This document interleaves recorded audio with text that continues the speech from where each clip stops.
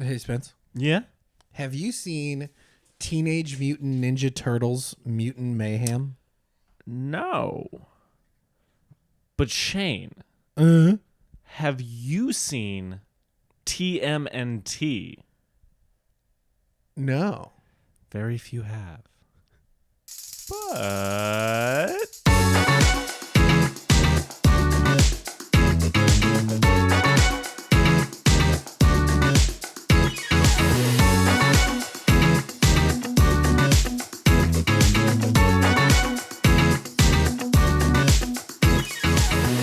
That we both have. Cowabunga, dudes. Cowabunga So dudes. much Teenage Mutant Ninja Turtle stuff has been going on in this house lately. Truly. Which I'm all about. I love the Turtles. They're my friends. Yeah. Kick it off with your experience with the teenagers who are also mutants, who are also ninjas, who are also turtles. Yeah. So my experience with this is kind of fascinating. I skipped over as a kid, right? Because we think of this as a kid's thing. Yeah. Whereas the comic is like so violent and very adult and like, I mean, very adult. It's very silly, but it's like really violent. Like the turtles are murking people left and right. I mean, they literally all have murder weapons. Yeah. They're all swords and scythes and like, look, the nunchucks and the bow. Hey, man, they blunt are force trauma. They are deadly. Don't get me wrong, but not in the same way. No.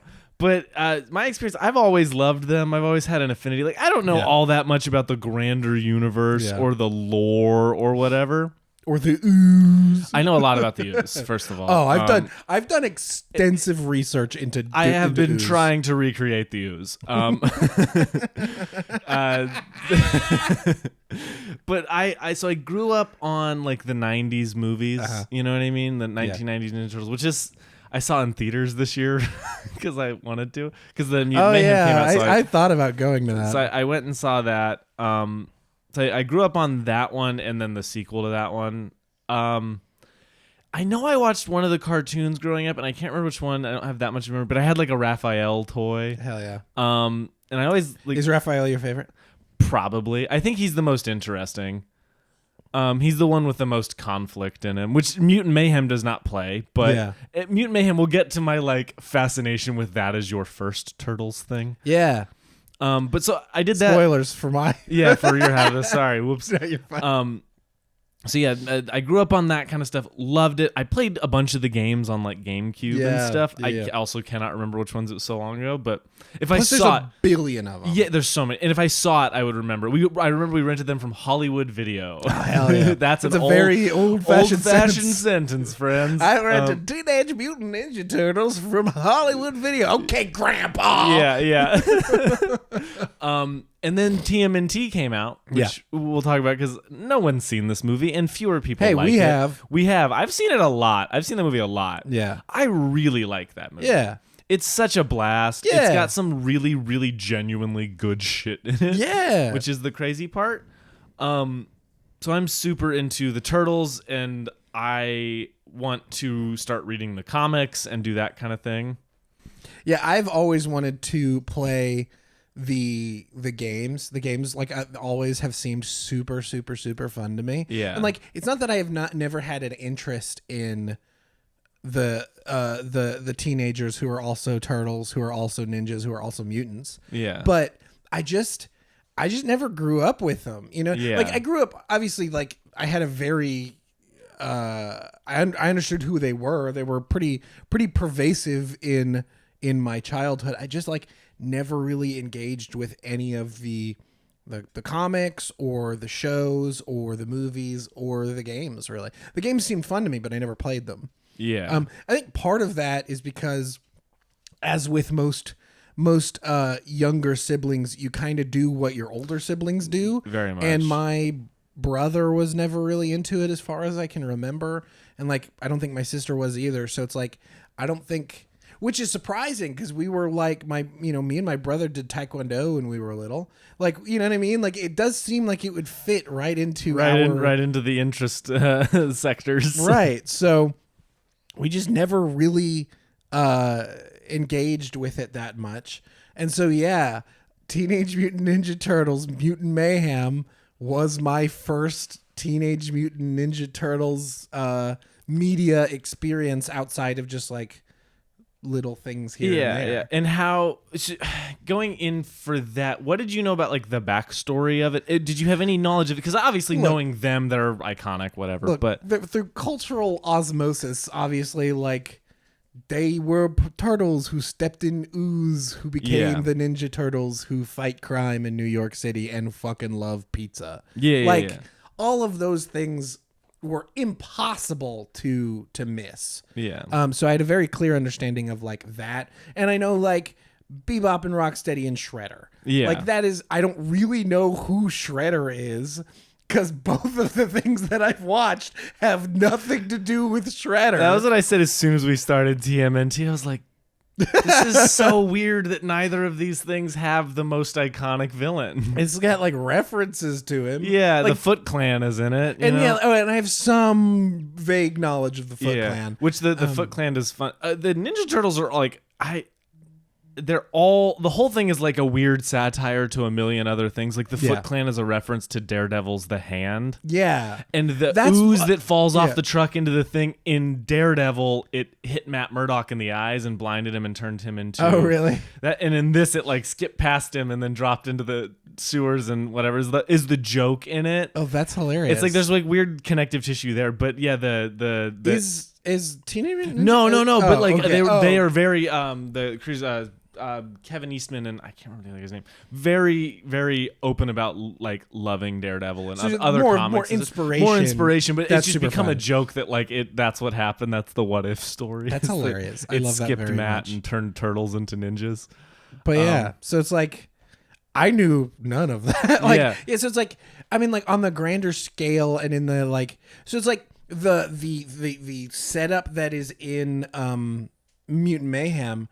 I'm not positive if that's canon or not. You know what I mean? Like that kind of thing. Like I know nothing about whether or not any of that is even remotely canon. I don't think it is. Yeah. But like, so I don't really. And for this, is there a canon or is there like canon between shows and between movies? I was just say I have to think games? it's because this is obviously like a reboot of it. You know what I mean? Yeah. This is obvious.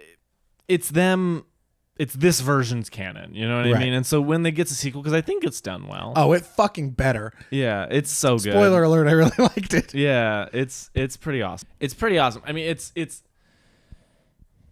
the Spider-Versification of animation recently is the best thing ever. Yeah, truly.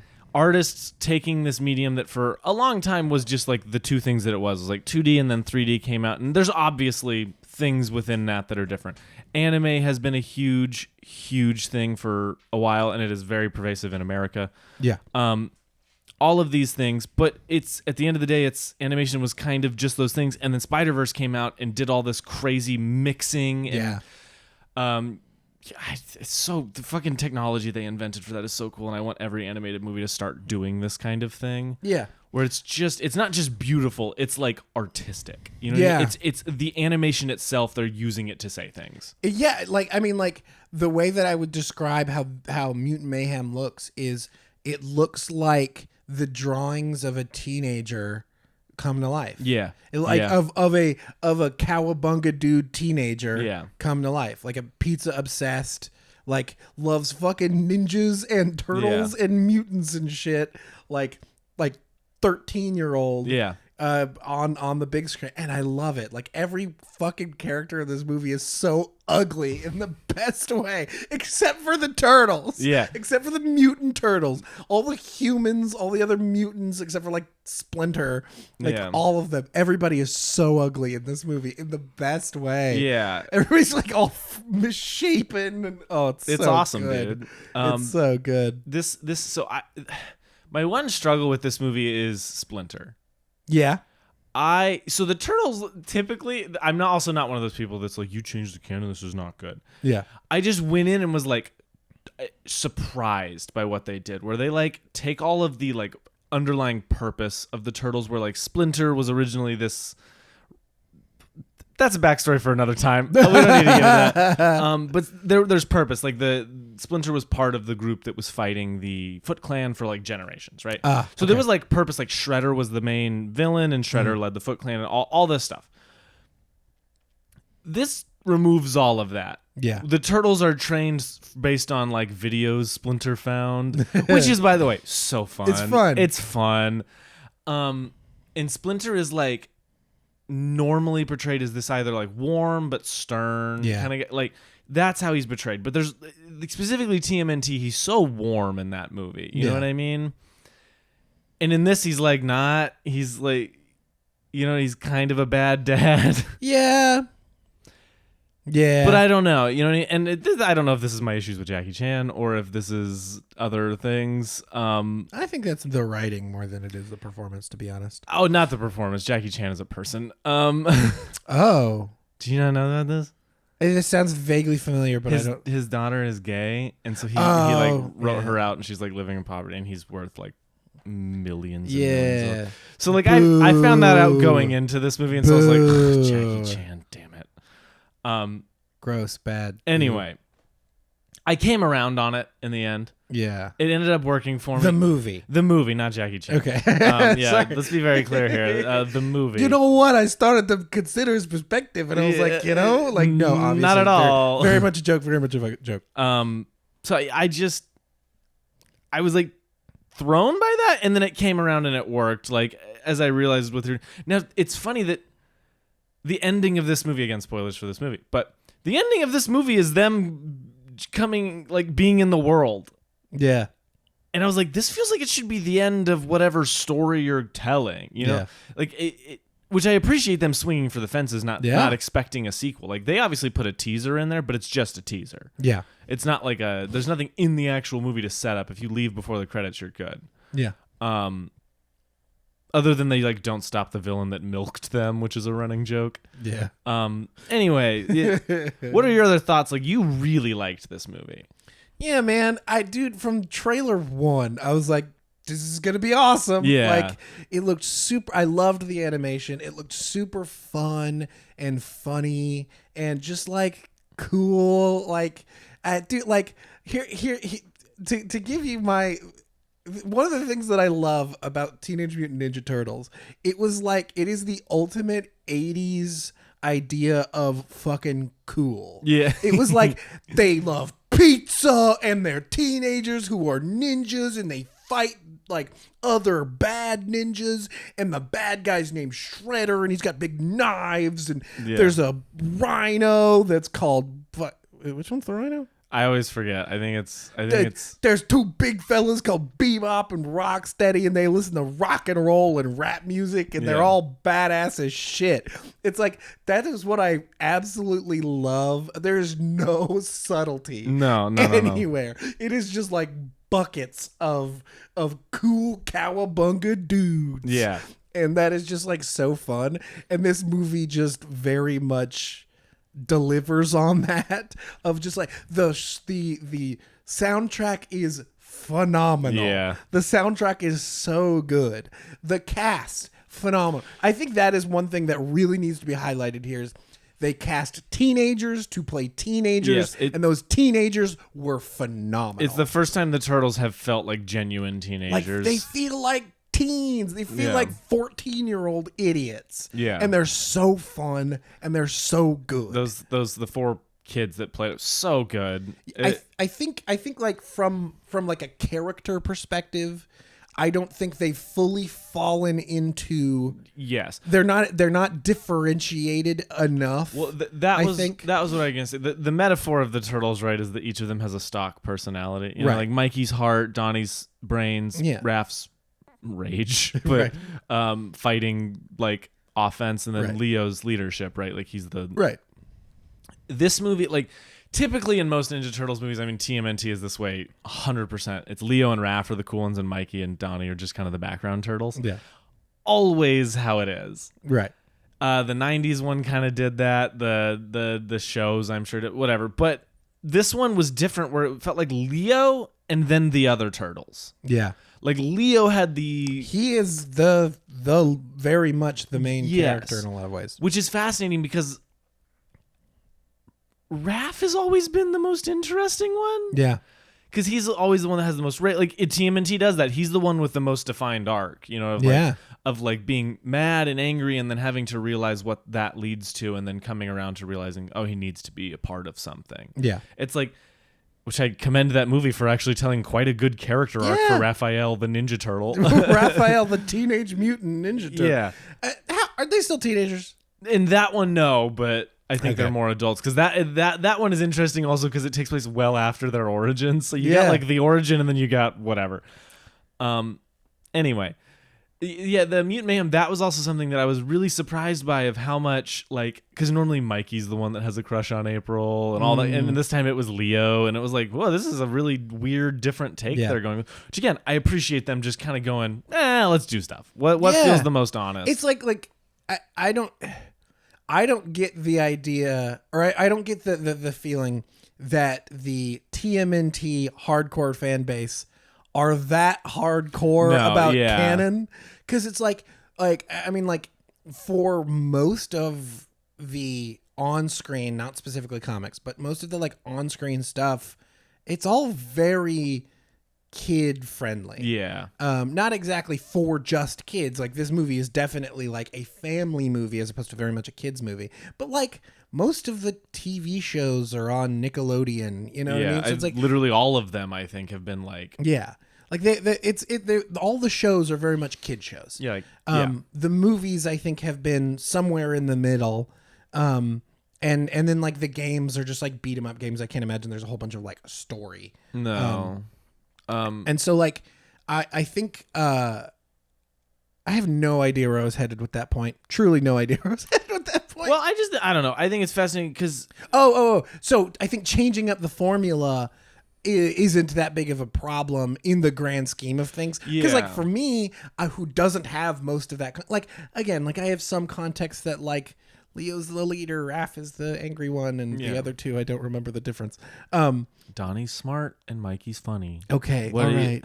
One of them has one long stick and two of them, the other one has 4 short sticks tied together on a rope. Literally, this should have been the game, is me trying to remember what turtle has what weapon and what mask color. Yeah, connect the name, the color, the weapon, and the skill. All right, there's pictures of turtles on the wall, Shane. You need to... There's fucking mug shots across the wall. Pick them out of the lineup. They're in black and white, so it's not helpful.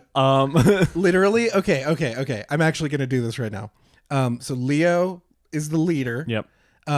He wears blue. Yep. He's got swords. Yes. And he's like he's the leader. Yeah. Raph is red. Mm-hmm. He's the angry one. Mm-hmm. He carries Sai. Yeah. And he's the angry one. This is the hard one. Mikey is orange. Yes. He carries nunchucks. Correct. He's the funny one. Yeah, who skateboards. Who skateboards, which again is so like they fucking love skateboarding. Yeah, It's just, I love that. It's so fun. And then Donnie is the smart one. Mm-hmm. He does purple. Yep. And he does the bow. Yep, the bow staff. Yep. Yeah. You got it. Okay, I did it. He literally just said like 2 of those like a minute ago. In 5 minutes, we can retest me and I will forget. Literally. Man, the turtles are my friends. You need to learn their names. At the end of this episode, we will retest me. I will have forgotten. That's so funny. Like, honestly, I needed this. Yeah. Like, I truly, truly needed this. I mean, because again, like, I did not grow up with this. Like, again, like, again, through cultural laws, like, when they're on screen, I get it. But like remembering like all the differences once they're like, because again, like I've seen literally 2 movies at this point and played Shredder's Revenge, which is a super fun game. Yeah, I had it downloaded on my PlayStation. After we watched it, I was like, I'm gonna bring the PlayStation out. We're gonna play Shredder's Revenge, dude. I've been slight segue or slight aside. I've been super into retro games recently, super, and so Shredder's Revenge is like a perfect send up to the old beat 'em ups, but it's like the perfect like modern version of it. Yeah, so like the controls are phenomenal. We played the first like 5 levels. It's so much fun. Really fun. Anyway, so back to so it's like I don't think messing with the canon, messing with the kind of usual setups. I think if anything, that gives them more room to play. Yeah. You know? No, I totally agree. And they do the thing. This is the typical thing. And like, I think literally the 2014 one, the Out of the Shadows with like Stephen Amell and Will Arnett and Megan Fox, like that one. did the same thing the end of this one does, where it's like, hey, we're gonna need your heart, Mikey. We're gonna need Donnie, and they each kind of like give off. Yeah. It did the same thing. I did a lot of prep for this movie. Did you watch those? Yeah, I'd seen them before, but did you rewatch them? Yeah, I got one of them for free on Blu-ray, and so then I found the other one for $2, and I was like, well, I'm gonna get them. Do you like those? Are they good? I like things about them. Did Michael Bay direct either of them? He just produced them. Produced, okay. Yeah. I knew he was involved. I couldn't They're remember. like bonkers and insane, but no, I don't really like them. Yeah. The turtles are giant monsters in them, and it's really weird. Which, like, again, look, I appreciate the sending it, know, aspect, but I don't know. It's weird. I think the turtles kind of work best in animation. You know what I mean? Like, I love the 1990s movie, but you can make the fighting the coolest in animation. They're making a game, which we'll talk about, a new game soon, but it's part of my recommendation. We'll talk about that at the end. So they do the same thing in that movie of that, but it just always kind of works, because this one, the added layer is that, like, the city comes around and helps them. Yeah. They're telling a story about teenagers who are insecure about what they look like and where they fit in, like, society. Yeah. And the whole movie is them overcoming that, realizing it doesn't matter, and then being rewarded for it. Yeah. And I love that message. Yeah. It's so wonderful and perfect. Dude. It's so good. Yeah. Fucking turtles, man. Turtles, man. It's like, dude, shout out Seth Rogen. You a real one. Yeah. This movie's just good. It's just man. good. I think we also talk about we talk about animation, but I also want to just say, like, directing, which is not something that is talked about enough in animation, I think. Yeah. But the choice for the montage of them fighting, where it's like there's an old boy reference in it, which is funny. Where it, like, I saw Old Boy last night. We'll talk about it later. As of recording this, I'm seeing it Monday as of recording this, or whatever, 2 or 3 days later.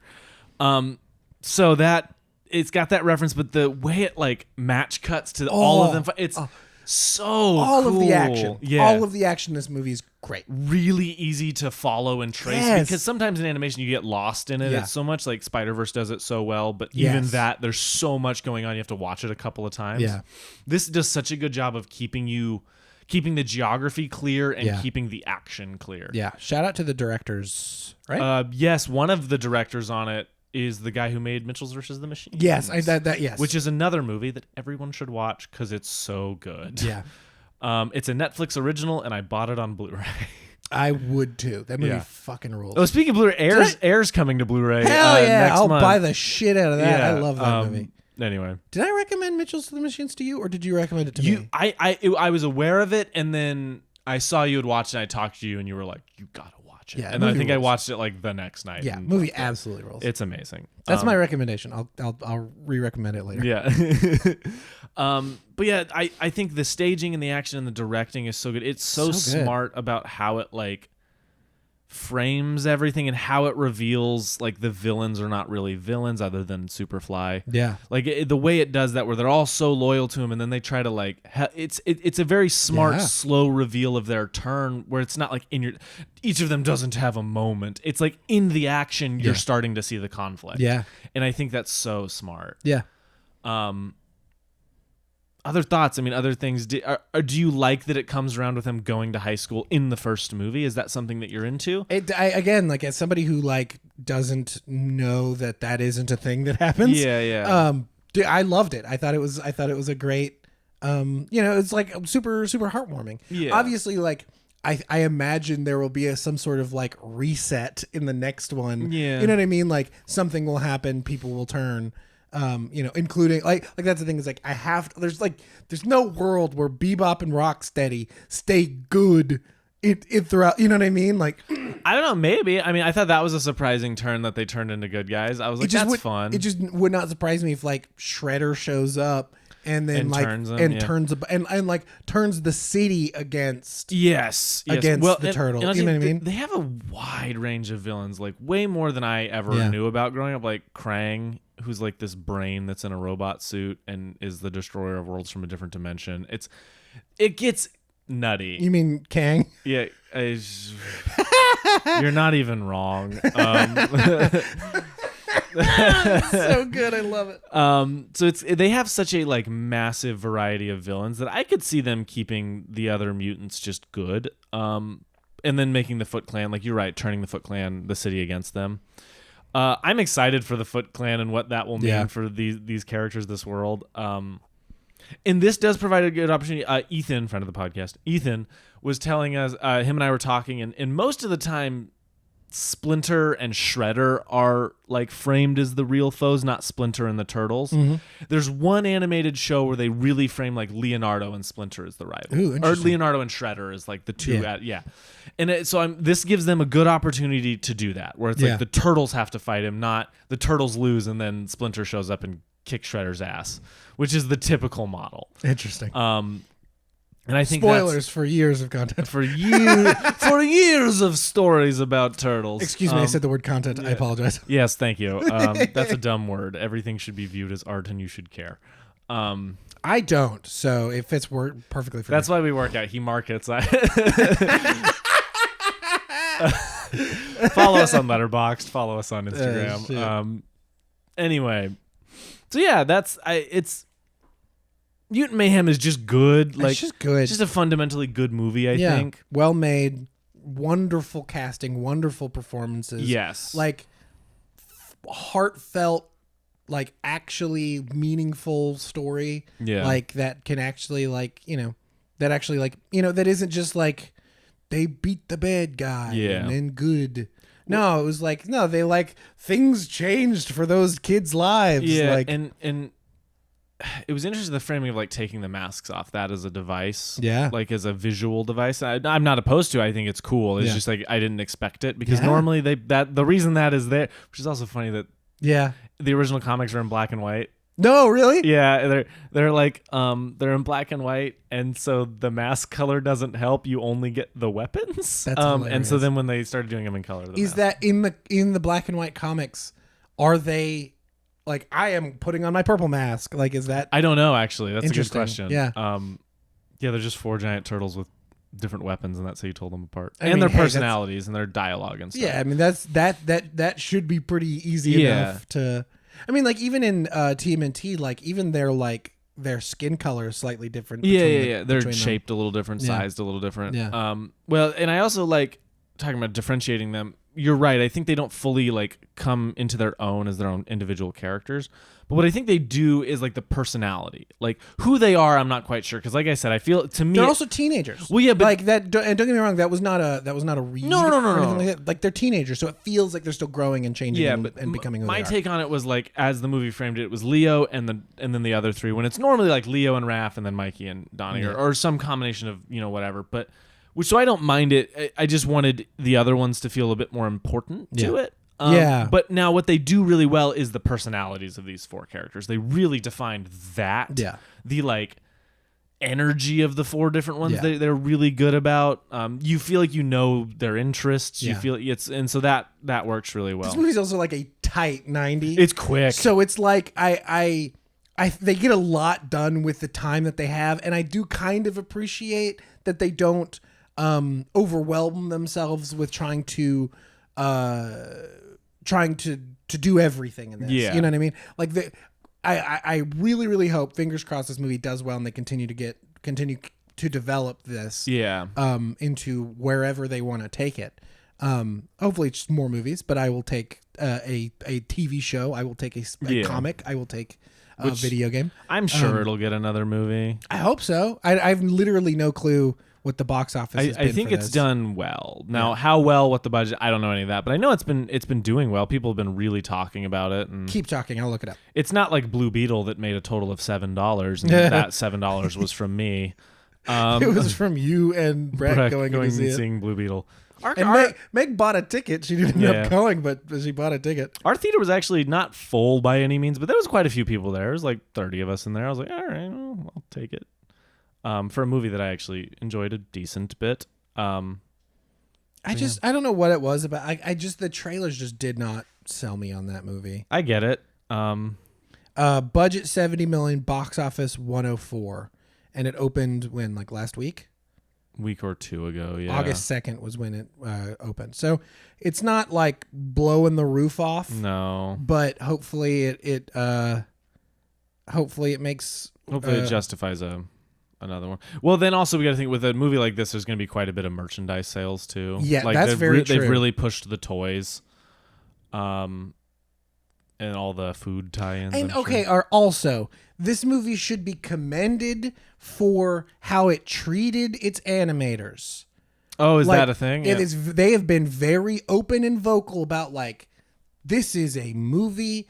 It is not life and death. We don't have to overwork people in the way that other movies recently have been overworking people. They've been very open about people should be able to work normal hours and get paid decently for the work that they're doing on this movie. Okay, that's good. And so it's this movie should be commended for that. And go fucking see this movie. Yeah, it's so good. Fun. It's so good. Our 3 listeners, get out there. Yeah, we'll make them $21 more. I mean, literally. I'm seriously, this is, I can't, for seeing it in a theater, I can't recommend it enough because it's just so fun. Yeah. It's a tight 90, super tight 90. Yeah. Super fun, a great movie going experience. I literally would go see this again. Yeah. It was an absolute blast. A wonderful movie. Fuck it. I'm buying a ticket this week. I'm going again. Nice. I'm doing it. Do it. I'm doing it. Do it. I'm going to. I'm proud of you. Okay. Good job. All right. Thanks. Jeez. I don't know. Anything else? Superfly. Any thoughts? I just love Superfly. Dude, when he combines into all the ocean, yeah. And they shoot the little thing, and one horse is like, I don't need that horse. I don't need that horse. So fucking fun. I mean, his name is Superfly, which is just the best. I do love this sequence when the city comes and helps them. Great. And the way they commit to it is both hilarious and very touching. Yeah. The guy's like, I got this. And he's just a dude running with it. And you're like, this is awesome. It's that dude works for Postmates. Yeah, that's all. Yeah. It's it has 45% of that scene from Spider-Man 2 where it's you got to get through what? New York City comes to play. Which, that is a New York City movie staple. You know what I mean? You mess with them, you messing with us. You messing with New York. Yeah.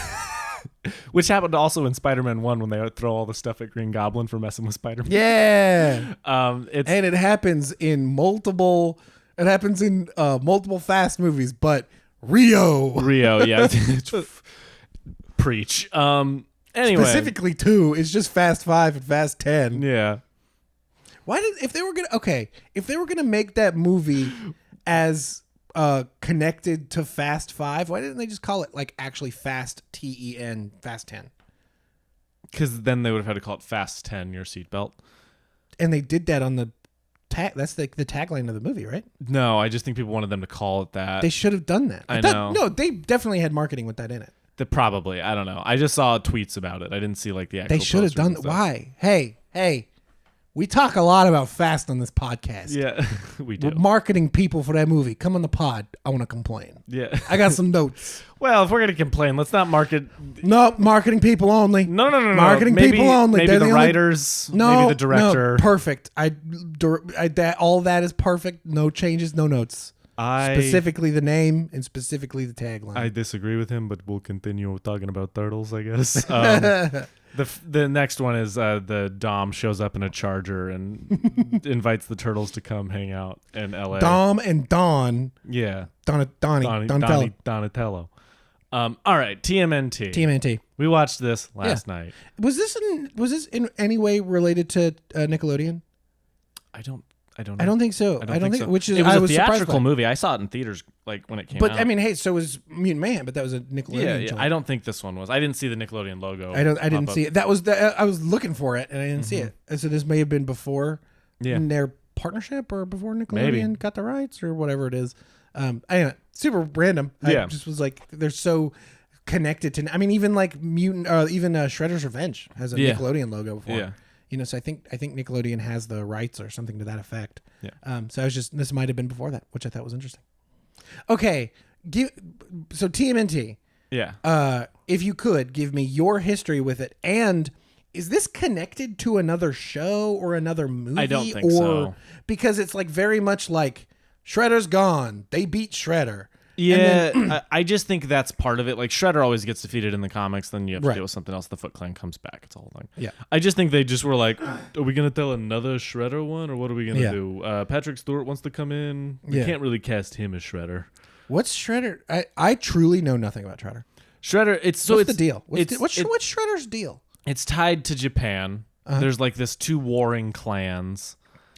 And Splinter was the rat of one of them, and Shredder killed his master, and then he ends up in New York with the ooze saving the turtles, and they all grow and then become a nice little family. But then in the comics, it becomes more like they're literally the other clan. I'll talk about it when I talk about my recommendation.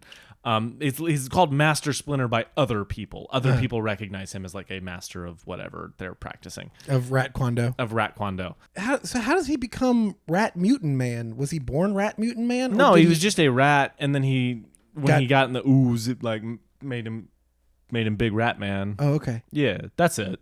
Is Shredder a mutant? No, Shredder's just a dude. Shredder's just a guy. Yeah, he's just a dude named Shredder. But he's like a. What's his deal with cheese? Does he like shredded cheese? No, he doesn't. I think it actually makes him. I think it makes him mad because of the connection. Because people ask. Yeah, that's what makes him mad. Yeah. I think that's definitely canon. It's like when people bring up the movie Shane to me. Yeah. Don't ever do that. I'll kill you.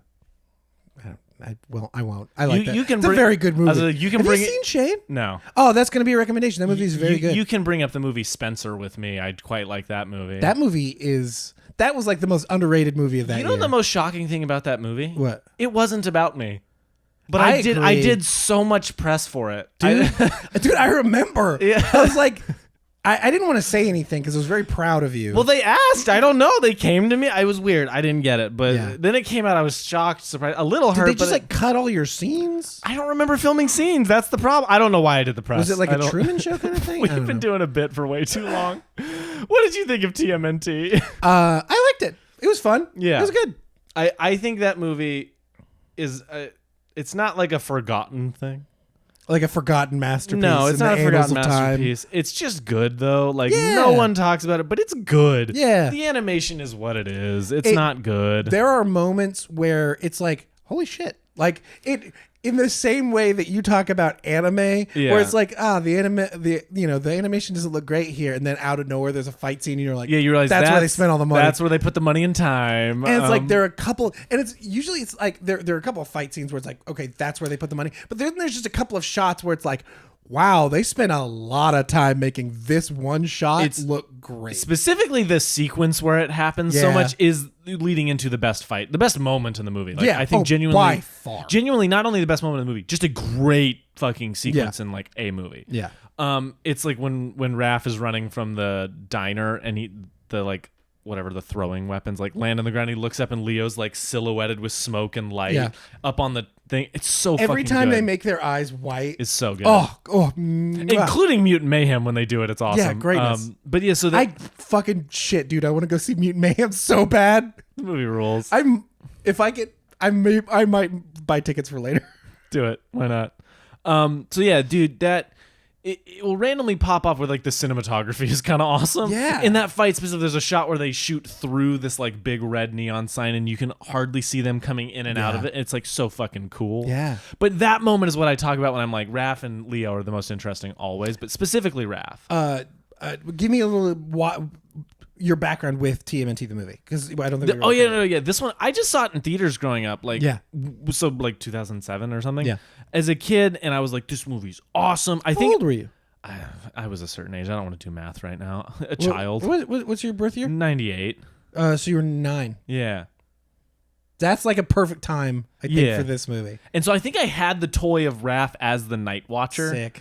Sick. So I think that was the one I had. I had another one, but I believe I had the Night Watcher one too. Should we give it, like you say, not a lot of people have watched this. No. Let's give a little background of what this movie is. But this movie takes place like post the typical Ninja Turtle stuff. Post-Shredder. When they're like essentially retired because they defeated the Foot Clan. Yeah. And then a new threat from the past comes up where it's like Patrick Stewart plays the quote-unquote villain, you think, and he's trying to gather 12 monsters to... 13 monsters to open a portal to free his siblings who've been trapped in stone. Yeah. So random, such like a big comic booky thing. Like, which is so fun. But then this tells the story of Leo coming back from being gone for like a year. And Raph is a vigilante Donnie is like a tech helper guy. Yeah, like an IT professional. And Mikey is a turtle at parties. Yeah. But he doesn't just go as himself. He puts on another costume over his He puts on a head, but keeps his body. Yeah, it's pretty funny, actually. So it's showing them, like, having to relearn to be a team as adults, which from that perspective, I think there's a really interesting story about, like, how siblings interact as adults versus kids. Like, having an adult relationship with your siblings is a weird thing. Yeah. So you have to, like, relearn how to do it once everyone's an adult. Yeah. It doesn't really do that much, but I think there's, like, sprinkles of it in this movie. Yeah. But, yeah, so the movie really revolves around Leo struggling with the team being in disarray and trying to be a good leader, and Raph struggling with his place in the world. Yeah. But his place in the shadow of Leo. Yeah. And it rules. I like this movie a lot. Like every time I show it to somebody, I'm always like, okay, be prepared. And then by the end, I'm like, no, I just like it. I don't know why I was putting caveats on it. You didn't really do that for me. You didn't really put any caveats for me. Yeah, I just kind of. We just watched it. I was like, fuck. This movie's and funny. My brother texted me like 3 weeks ago, something like that, and he was like, "TMNT is the best movie ever." And it's like I love the Leo Raph fight. Like I genuinely think it's just very good, great. It's like very, very, very good. And it's the only. It's like so emotional too. Yeah, like it's so much anger and like. So, here question: the setup for that fight is before that. Splinter tells Leo, "It's like." You need to go talk to Raph. You need to go talk to Raph. Like basically the next scene is him fighting the Night Watcher. And then he's surprised when he finds out that it's Raph. Mm-hmm. Should he have known? I don't think so. I like this. Because Casey knew. But I like the idea that because Casey and Raph are like best friends. You know what I mean? Some of the other things haven't done I know that as much. literally nothing about Casey. This is the first time I've ever seen him. And played by Chris Evans. I love Casey Jones. I might do Casey Jones for Halloween. That's great. Just because I have long hair and I need a hockey mask and a hockey stick. I actually love that. You should actually fucking do that. Please do. I should do that. I'll go find a cool hockey mask. Hell yeah.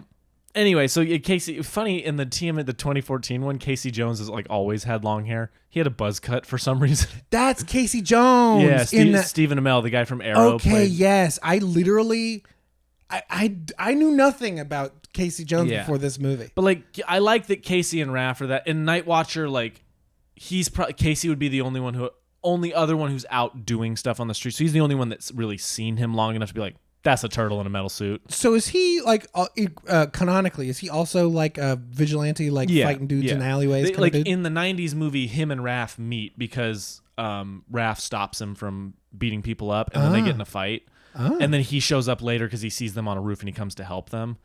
That's the '90s movie. Like that's my main introduction to Casey Jones, and then this one. But anyway, so it's like I like that. I like that he doesn't know. I like that he gets this advice and he knows what he has to do, and he does the opposite. You know what I mean? Like but by not listening to the advice, by not doing what he needs to do, inadvertently he gets there. Yeah. You know what I mean? Like that's just, to me, that's good storytelling. Yeah. Like that's a good way to frame it. Because the fight escalates when he gets the mask off. Oh, yeah. Like that's when it gets like both of these dudes are wanting to hurt the other one. Yeah. You know what I mean? Yes. Like, because it becomes personal. Yeah. For both of them, it becomes personal. Raph is embarrassed and angry for not only losing that part of the fight, but for everything else. I'm talking about this like it's fucking Shakespeare. It is played like it. Oh, that sequence specifically. Yeah. Yeah. So like when he pulls out his sai and he starts fighting, I also love that. I mean, you know this. Sai are designed to break swords. Like that's what the weapon is used for. I didn't know that. Oh yeah. Well yeah. No. I knew that. I'm a sword I'm a weapon master. So but yeah, like the sai, because they're just metal so they're designed to catch swords just like they do, and then break them. Because you get all the. I don't know about break them, but disable them and pull them out of people's hands. Okay, but, that makes a lot of sense. You can break them because you get all this leverage and just pull right. So they're designed, and swords are strength or strong this way, not this way. Yes, exactly. So that makes a lot of sense. They're designed to combat somebody with swords. So it's really interesting that Raph and Leo are, it's like their weapons are like Raph's weapon is literally designed to beat Leonardo. It's like it's just good, right? Yeah. And then I like that Raph wins. Yeah. I think that's important. I mean, like Leo wins the first fight because Raph isn't using his weapon. He's using the chains. And he's not angry enough. He's trying to be like, I'm going to kick his ass. You know what I mean? Yeah. And then when it gets personal and they both lose it, Raph is in his element. Yeah. And Leo is mad and he loses because of it. Yeah. You know what I mean? It's so good. And the way it's filmed and staged is like so good. Kind of phenomenal. Yeah. It's weird. It's like some people talk about Kung Fu Panda 2 specifically is like, this has some of the best Kung Fu battles in all of cinema. I really need to rewatch. I think I've only seen that once when it like came out. I need to Kung Fu rewatch Panda that. 2 rules, dude. Like because I saw somebody talking about that specifically about how good the battles were, and then I went back and watched it. I got all teary eyed. I was like, damn, this is good. Damn, but like that battle in there, I would hold up in the same way. Where it's just very, like very great good. and it's shot well and really like the rain, it's really interesting and it isn't just a good fight for good fight's sake. It's like there is so much emotional tension built up before that point. The tension built up before and then how the things come to a head are also so honest. Yeah. Watch it for that sequence alone. Like it's literally. also like an hour 20. It's, you know what I mean? Tight. It's a tight which I think movie. is the perfect length for a Ninja Turtles movie. I agree. Keep them 90. Keep them 90 minutes. That's perfect. I'll give you 100 minutes. Yeah. I'll give you 100. Yeah. Like if you need an hour 40, I'll give you an hour 40. Yeah. But if you even get close to exactly 2 hours, you're doing something wrong. Yeah. So the TMNT have always had a very soft spot in my heart for it. You know what I mean? I just How really long like are the Michael Bay ones? I feel like they're 3 hours long. No. I believe they're like hour 45 each. But I was surprised. I mean, because like I think that is like the best thing and like kind of the worst thing about this movie was like there are moments that are actually like great between moments that are whatever. You know what I mean? The 2014 one, the first of those two, is hour 41. Hour 41. Dang. Acceptable. That's but you're right on the pushing it. edge. The next one's hour 52. Hour 52. That is too long for a Ninja Turtles movies, guys. 2 hours? Yeah, 2 hours? and those are like trying to be both. They're trying to be self-serious and then also goofy, and it just doesn't work. Yeah, it's that feels like TMNT does it right, where it's just honest, and when they stop joking, it feels like there's a reason for it. Yeah. But then when they joke, it also feels like, this feels good. Yeah. I'm so into, and the cast of this movie kind of wild is unbelievable. Fucking Lawrence Fishburne for one scene is the narrator. For one scene. The guy who plays Obi-Wan Kenobi in the Clone Wars is Leo. Which I couldn't catch that because like it doesn't sound like him to me. I started hearing it after I looked it up. Occasionally he would say something and I was like, yeah. Oh shit. Nolan North is Raph. I dude, the entire movie, I was like, who is this man? Uncle Iroh from Avatar: The Last Airbender is Splinter, and that's so perfect. It's Chris Evans, Patrick Stewart. The dude, one of the are they brothers or are they cousins in the movie was the one. My cousin Vinny. One of the dudes on trial is Donatello. Nolan North, Sarah Michelle Gellar, Chris Evans, Patrick Stewart, Kevin Smith in a small one. Yeah, Lawrence Fishburne. I'm going to mispronounce this name. Like Zhang or Zhang Ziyi. I think she's been in like a ton of movies. Yeah. She was in like Geisha and Hero and and Crouching Tiger, Hidden Dragon, like Godzilla. Like she's been in like a ton of stuff. Yeah. And so it's like the cast in this movie is like weirdly great. I mean, I would make the exact same argument about Mutant Mayhem. Yeah. I'd say even more so in Mutant Mayhem. Yeah. That movie definitely cost a lot more money. Yes, it did. But yeah, I don't know if I have much else to say about these other than I think TMNT's like kind of a forgotten, pretty good movie. I was quite surprised by the lack of a turn from Patrick Stewart. I was expecting him to be the bad dude. Yeah. And then out of nowhere, he's like, my brothers, this is a torment I can't take anymore. It's like, I truly was not expecting that. Was very surprised by it. That was super well done. Dude, it's like a fundamentally pretty good story. Yeah. Like it's big and silly and has like leaps and but the emotion is all there and like it feels like the people who made this like cared. Yeah. You know what I mean? Which is really nice to know. Or really nice to feel. Who knows if they actually did and maybe they just got lucky. But I also love the moment when Splinter like stops him and he's like, they can defeat them. It's like the four brothers who have learned to love versus the four who have learned to like control and use each other's power. You know, they're the 4 siblings. I love that shot where it's them fighting them back to the portal, and it's the profile, and you see all 4 of them like fighting their own guy. It's rad. Yeah. That shot of Leo when he stands up and he's got like 10 swords on his back. Yeah, it's so that much was fun. great. Yeah, this is a good one. I like this movie. I do like it is. I literally knew nothing about this. I did not know it existed until we talked about doing Mutant Mayhem, and it was like, "Oh, I'll show you TMNT," and he shows me this DVD this Blu-ray DVD, sir. this Blu-ray, this box that I had never seen before. Yeah. I also had no idea before the movie. I thought it was going to be 2D animated. No, and then like it starts. I'm like, I did not know this was going to be 3D. No, yeah, it's 3D. Yeah. Not like great. I think the animation has like really high points. And like for the most part, it's just like okay. And I would mostly say it's like the cinematography that is the high points versus the animation. The animation is fine. There's a couple moments where it is like quite good. When they're fighting in the rain, it's like it looks great. Yeah. I mean that one shot of Leo where he's like standing in front of like the neon sign. It's like, damn, it was badass as shit. It kind of looks awesome. Yeah. I think some of the character design is like cool and weird. Like some of the monster design, those monsters are fucked in a best way. Like they're really cool. I do like how the turtles look too. Yeah, like they sometimes the proportions, like again, it's the 2014 one and 2017 one. They're like so big and their shells giant. Are like insane. So it's like I feel like it's so like how are y'all fitting out of storm drains? That's the biggest storm drain I've ever seen. You know what I mean? And so I like they found a good way to make me believe that they're like mobile and you know, stuff like that, which is funny to say about a turtle. They're so fast. They're so fast. I'm so proud of them. That's the irony. Yes. Is they're turtles, but they're also fast. Yes. Because they're ninjas. Good job. And they're mutant, and they're also teenagers. You did it so good. Good job, buddy. Thank you. I love being a turtle. I love being so good. Dude, like it's a good one. It's a good movie. There's like so many voice actors in there. Like I have heard your voice a billion times. Yeah. Like there's a few like the main kind of bad evil stone guy. Yeah. His voice. I'm like, I've heard your voice 1,000 times. Couldn't place it. Couldn't tell you where. Yeah. Heard your voice 1,000 times. And then one of the street tough guy that gets caught like a couple of times. Mm-hmm. I've heard that man's voice 1,000 times in every animated kids movie ever. The news anchor guys, whenever they're the news anchor guy, there and stuff. Honestly, if that was the exact same dude playing multiple parts, would not be surprised. Yeah. Oh, probably. Like actually, though. I think maybe Aguila and the street tough guy might be the same voice. Yeah.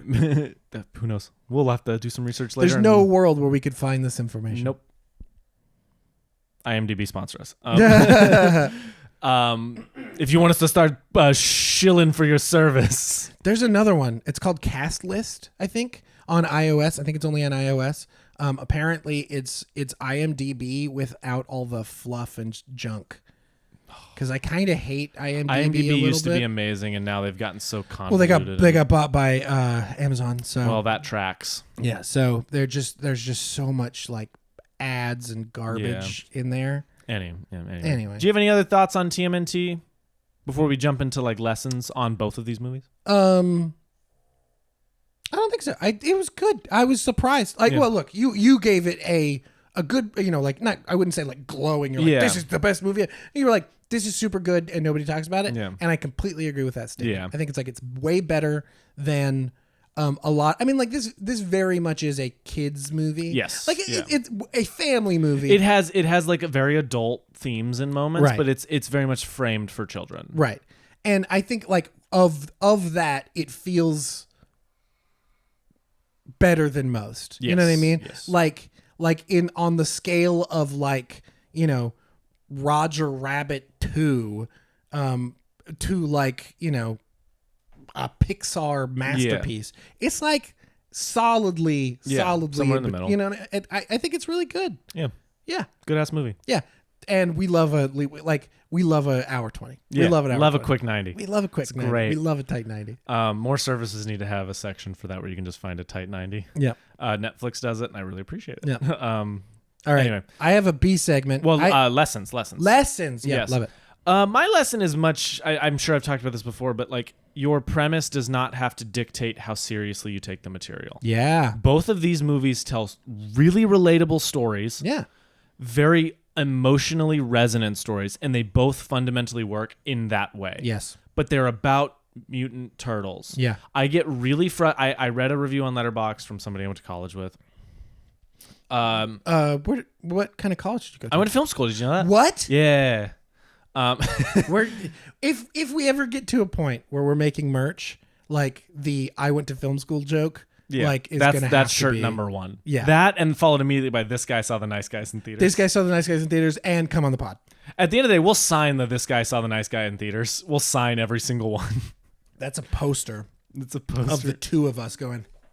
Oh no! What we're doing is we're recreating the Nice Guys poster. Yes. And these two guys saw the Nice Guys. Yes.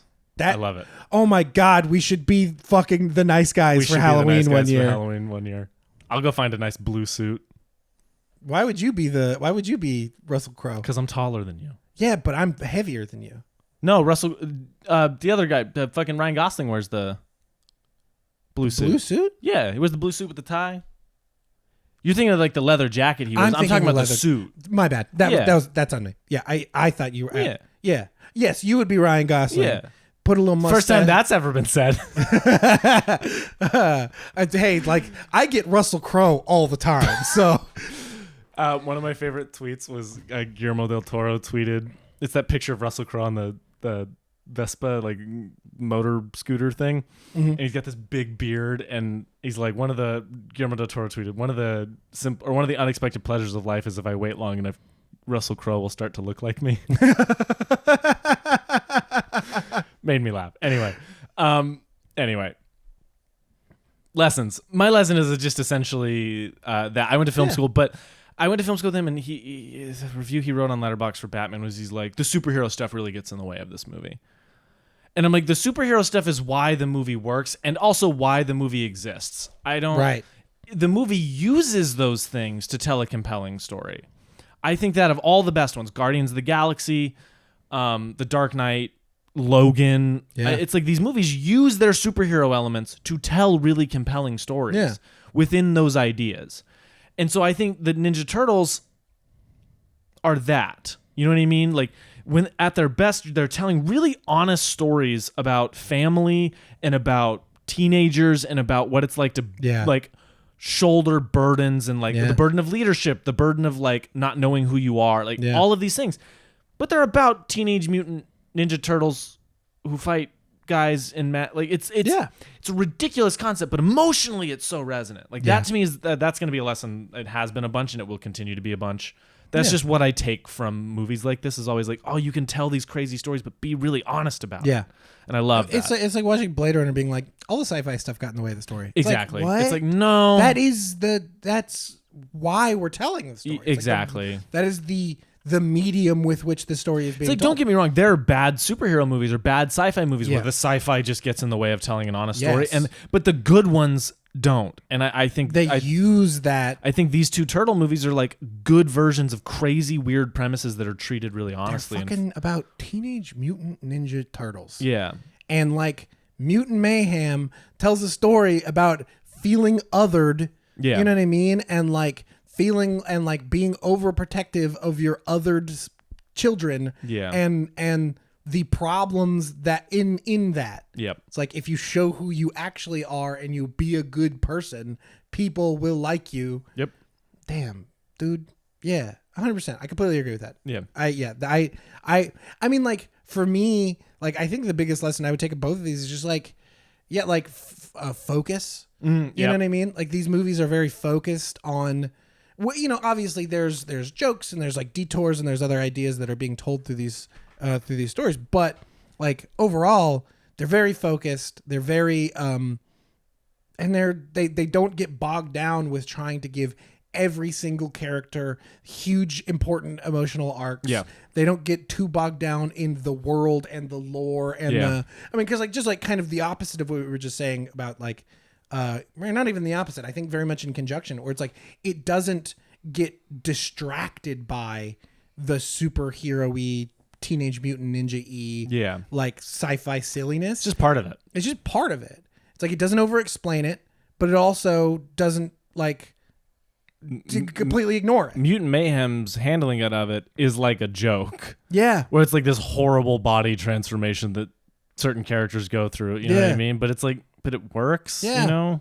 I don't know. Yeah. No, I completely agree. I think both of those are excellent lessons. Focus is a great one. Yeah. Yeah, man. But I think that very much goes in conjunction with what you're saying. You know? Focusing on the hell yeah. We know what we're doing. Teamwork. Yeah. I have a few weird small random segments. First one is, what's your favorite kind of pizza? I'm classic pepperoni guy. No. Like, what kind of style? We talking like New York style? We talking Chicago deep dish? I definitely prefer New York style. Yeah. I like a big sloppy piece of pizza. You know what I mean? Like real Italian pizza is very different than like American Italian pizza. But I prefer New York style. I think. Any what's your favorite pizza joint? That's tough. Like a staple is, we're gonna shill for some companies real quick. Yeah, shout out. Marco's. I like Marco's quite a bit. Marco's is good. I'm trying to think of like local ones. Mama's Pizza is a new thing that we Mama's go to. Pizza That we go to. I grew up on fucking CC's. Yeah. Look, the pizza's not good, but it's pizza, so it's good. You want to have a good, fun night, go to CC's with your friends and just hang the fuck out talking about your interests. Have some Beano. Take some Pepto at the end of the night, and you'll be fine. You'll be fine. It'll be a wonderful, fun experience. Yeah. I hope high schoolers still do that after events and just go hang out at CC's and chit chat and eat a bunch of food. We still have CC's nights. We do. We still have CC's nights. Yeah. I like them. Any local joints? That's what I'm trying to think of. Like Mama's is the local one I'm thinking of. Is it Mama's or Mama's? Mama's right. Pizza. Yeah. What are you? Do you have local ones? I got a couple. So there was a few when I went to college. I'm trying to remember the name of it. There was like a pizza place we went to a bunch. It was really good. Wicked Peel. Wicked Peel was a local one up in Utah that I enjoyed quite a bit. This one's for the Utes out there. Yeah.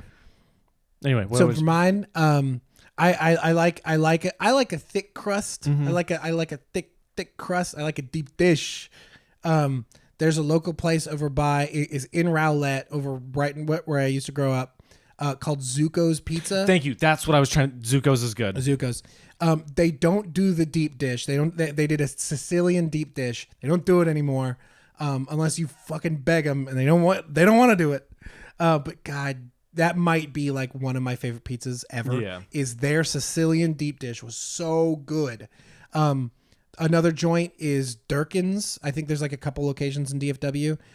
Very, very good pizza. Very, very good pizza. And then last is my favorite restaurant in DFW is Campisi's. Mm-hmm. The original one off of Mockingbird is the best. So if you're gonna go get some pizza or just any Italian, the best thing on the menu is the crab claws. Go get the crab claws. Expensive but good. The Egyptian room off of Mockingbird is the best one, but the one in Plano is also very good. The one in Rockwall, the one in Frisco are okay at best. Gotcha. The minute they started to go, they became a chain. Things went downhill. Oh, the one in downtown Dallas is also pretty good. So yeah, go get some pizza. Understood. Get some pizza on us. Not on us. We're not paying, but think about us emotionally. Listen to the podcast while you're eating the pizza. It'll be really emotionally, fun. Spiritually, we're with you while you're eating pizza. Always, forever. Okay, from now on. My actual B segment is a game. There are, I believe, 7 Teenage Mutant Ninja Turtles movies at this point. So I'm gonna have you guess the movie based on the title or based on the tagline. Excuse me. Okay. So there's Teenage Mutant Ninja Turtles from 1990, TMNT 2, Secret of the Ooze, TMNT 3, Turtles in Time or some shit like that. Yeah, it's the only one I haven't seen. There's TMNT from 2007. There is Teenage Mutant Ninja Turtles from 2014. Teenage Mutant Ninja Turtles Out of the Shadows, and then TMNT Mutant Mayhem. Yep. All of these movies have several taglines. So there might be some repeated movies in here. Oh, damn. Okay. So we're just going to go through the list. Okay. And we're going to see what you can do. Gotcha. Mysterious, dangerous, reptilious. You've never seen heroes like this. Is that classic Teenage Mutant Ninja Turtles? Nope. Oh, fuck. Is it the 2014 one? Yes, it is. Okay, yeah. Yes, it is. Oh no, it's not letting me check my boxes. Hold on. This guy. Got it. Okay. Heroes aren't born, they're mutated. I want to say it's the original, but that feels too boring for that movie. Is it the original? Nope. Is it also 2014? Nope. Oh, damn. Is it TMNT? Nope. Mutant Mayhem? Yep. Okay. Cowabunga. It's the new turtle movie. Is that TMNT too? Mm-hmm. Okay, yeah. The most exciting adventure in 400 years. 3. Them. Yep. Raising Shell. Is that Out of the Shadows? Nope. The first one? Wait. Okay, hold on. Yes, it is Out of the Shadows. Okay. It is also another one. Can you guess the other one? Is it the original? Because there's Out of the Shadows is Raise Some Shell. Oh, okay. And then there's another one that is Raising Shell. Okay. It's not the original though? No. Is it TMNT? Yes. Okay. Technically, it is Raising Shell in 2007. Yeah. Well, that Why do we need the year? That would have helped me. That would have helped you, but that would have also given it away completely. Yeah. Hold on tight and get ready for a fight. These guys are out of sight. The original Teenage Mutant Ninja? Nope. It's not TMNT, is it? Please tell me it's not. Nope. Okay. Is it the second one? Nope. You're not going to get this one. No, I'm not. Just because it's for Battletoads. This one's for Battletoads. Cheater. The actual thing is hold on tight and get ready for a fight. The Battletoads are out of sight. Okay. Come on, that was a good one. That's though. funny. That's a good little tagline. I don't even think there's actually. I'm pretty sure that's just a game. Like I don't even think those are Heroes in a Half Shell. That's the original. That's the original. Also, can we talk about how fucked up that tagline is? You were saying this the other night. That movie, that tagline's so fucked because that's like oysters or like clams in a half shell. Are we supposed to be eating these turtles? No, if you eat my friends, I eat you. Only one team to defend us all. Out of the Shadows? Yes, good guess. How'd you know? I'm a genius. Lean Green and On the Screen. Is that the 2014 one? Nope. That the original one? Yep. Okay. I think that's all of them. I think we got, well, look, that's not all of the taglines. For the original 1990, they're Mean Green and On the Screen was also another one. This Ain't No Cartoon. Lean Green and On the Screen everywhere. Hey dude, this is no cartoon. There's a lot of very similar taglines. Guys, we need you to know this is not a cartoon, please. This is not a cartoon. Do not expect cartoons when you come to the show. For TMNT 2, Secret of the Ooze, back by Bodacious Demand. That's fun. That's actually a great one. TMNT 3, Turtles in Time. The Turtles are back in time. Yeah. They're back in time for their newest adventure. And then Ancient Japan, 1593. Without a map, without a clue, without a pizza. That one would have given it away, but I do really like that one. Yeah. The Leader, The Brains, The Attitude, and Mikey. That one's for 2014. Damn. Meet the New Face of Justice. That feels inaccurate. Feels like Batman. I know. Brothers Becomes Legends. That one's also for 2014. That's a good one. I actually like that one. Yeah. Brawl with Bebop, Run with Rocksteady. That's Out of the Shadows. Yeah. And yeah, that's all the taglines. Lots of taglines. Lots of taglines. Lots of taglines. There's some fun ones in there. Just Raising Shell twice. Yeah. For 2 different movies. So yeah, that's the game. Okay. And the C segment. The C segment. Ask me the question. Oh, yes. How to word this. Shit. Fuck. I should have had this pulled up. So I reviewed.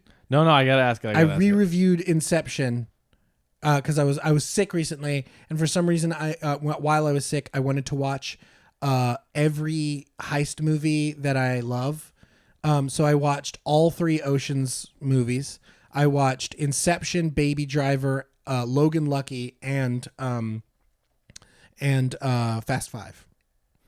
So when I re-reviewed Inception, I reviewed this. He said, ask me about my thoughts on Christopher Nolan's complexity to emotionality ratio in sci-fi and where this movie falls on that spectrum. So my question for you, Shane, is what are your thoughts on Christopher Nolan's complexity to emotionality ratio in sci-fi and where does this movie fall on that spectrum?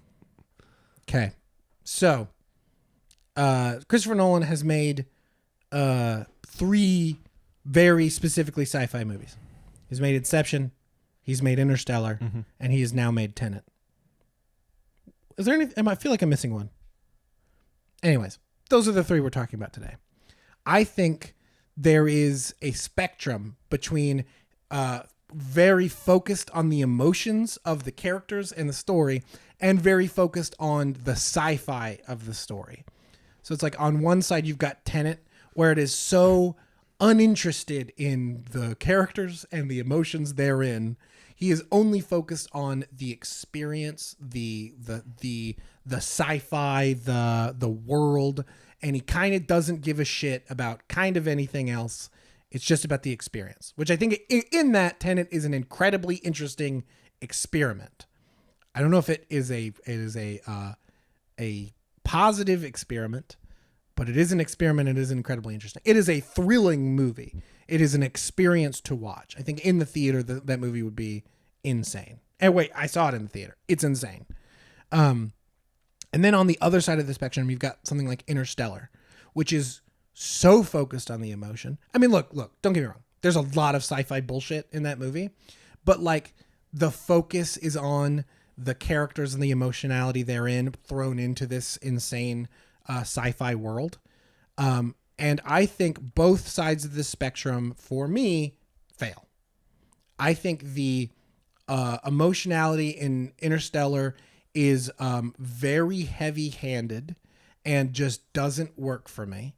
And then Tenet, I think, also is like so uninterested in these characters and their lives that it also fails. And then perfectly in the middle, you have Inception, where I think it gets like, look, it's imperfect on, I think, both sides. Where it's like, I think it at times is like a little too complex to where it's like some things kind of don't make sense and like are a little tiny bit broken. And then there's some like character problems where it's like, man, Christopher Nolan loves killing a wife. He loves fridging a wife. And so it's like from that perspective, it's like, but like the characterization is so strong. The emotions are there. Like, I think so much of that is great while also being this insane sci-fi story. Yeah. And so I think Inception is the perfect center.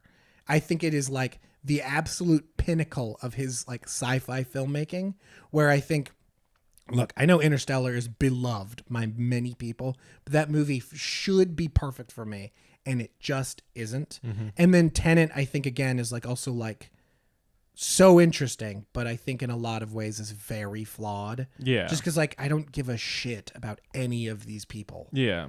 I mean, like literally, they don't even give the main character a name outside of calling himself the protagonist. Yeah. It's like, which again feels like very pointed as to being like, these people are just stock. Yeah, like, we needed humans to see this story out, like, and so I just threw names of people. I will give that 10% defense in that was his intention. Yeah. You know what I mean? And I think that's a fascinating intention, to make a movie that's just an experiment. Yes. I think that's cool. Make a movie that's just a vibe. Yeah. I think that's Patrick Williams has a great video on what vibe movies are. I watched that one. That's a They're good one. so good. Yeah. Anyway, so I think you're making a very compelling argument here, because Inception is like my favorite Nolan movie. I think. Yeah. Probably. You know. Yeah. I think it's brilliant. Yeah. But yeah. Yeah, I think like I that there's like that spectrum. You Yeah. know what I mean? It's like, and I think that's fascinating. Where it's like on one side you have Interstellar that is like so focused on why these characters feel the way they do, and they all talk at length about why they feel the way they do. Yeah. And that's why that movie kind of doesn't work for me. Is like everybody says exactly how they feel all the time. Yeah. And they don't talk like people do. Which it's like, look, movies are movies. Nobody talks the way they do in movies. But like so much so in that movie where I'm like, what? No. I haven't seen Interstellar since right after it came out on Blu-ray. I bought the 4K because it was like Yeah. $10. Yeah. So I'm going to watch it soon. I watched it when it came out. I watched it a few years ago and it still didn't work for me. I watched it very recently. It still didn't work for me. It's like, it feels like it should. It feels like it's like perfect for me. Yeah. And it just like that thing of the emotions are so large while also not feeling real. Yeah. Is the thing that doesn't work for me. And then on the other side of that, you've got Tenet, where it's like, I don't know. She's a person who has a child. Okay. Yeah. You get the emotions. It's like, all right. Yeah. I need more than that, but okay. But again, like from an experiential vibe, top notch. Yeah. Like that the experience of watching that, like the experience of watching it is intoxicating. Yeah. But then but there's like no emotional propulsion behind it. It's just like, we've got a task and we need to accomplish it, and we're the best in the world to do that. Yeah. You know? And then there's just like two little things here and there where it's like, there's some emotional reasons to care too. Okay. Yeah. And then Inception's like, bow, right in the middle. Where it's like, the emotions are there. They're strong, but not insane. And the sci-fi, timey-wimey, dream jumping craziness is all awesome and like detailed in a way that is like cool and not overdone for the most part. I think that movie is phenomenal, and his like the only I'm giving it some time, but I think Oppenheimer might be my favorite of his movies now. And Inception is a very, very, very close second. But I need to watch Oppenheimer again. Yeah. Not not in literally the best, most perfect way to watch it, which is in 70 millimeter IMAX. Yeah. Which is the way that most people will never see it. Yeah. So I want to watch it in an experience where it's like, where the majority of people will see it on their television, you know? Yeah. But yeah, that's my thoughts. Get to writing your essay. Yep, will do. Video essay coming soon. Actually would be sick. I was gonna say, I actually think that'd be a pretty fun thing for you to do. I think you have some interesting points to dive into. Yeah. Anyway. Yeah. Recommendations. Okay. I'll let you kick it off. The Nice Guys. Yeah. Well, always. That's standard for every episode. Mitchell's versus the Machines. I think that was a wonderful thing to bring up. That movie rules. Not enough people talk about it. Not enough people have seen it. Fuck you, Netflix, but not enough people have seen it. Yeah. So go watch that. That one's phenomenal. Shit. There was something else that I wanted to recommend. The actual big thing I've recommended before, I'm recommending again, is the album Norm by Andy Schaaf. Andy Schaaf is my favorite musician ever. He is not only a phenomenal musician, he is a phenomenal storyteller. I think there are very few people on the planet who tells stories better in the medium that they are telling stories.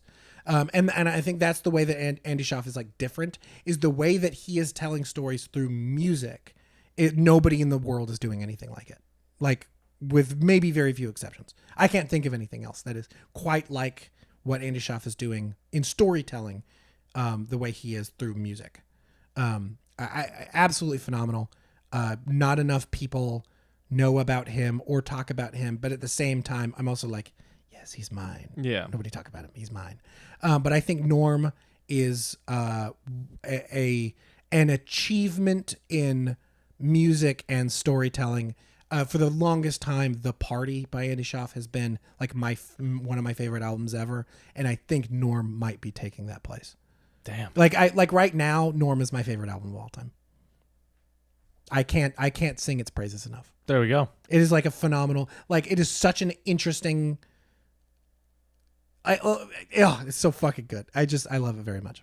So yeah, if you like chamber pop is like one way it's described, like kind of like late 60s, early 70s, like kind of soft rock pop, kind of like down tempo Beach Boys kind of vibe, like very, very woodwind and guitar bass, 4 on the floor drum.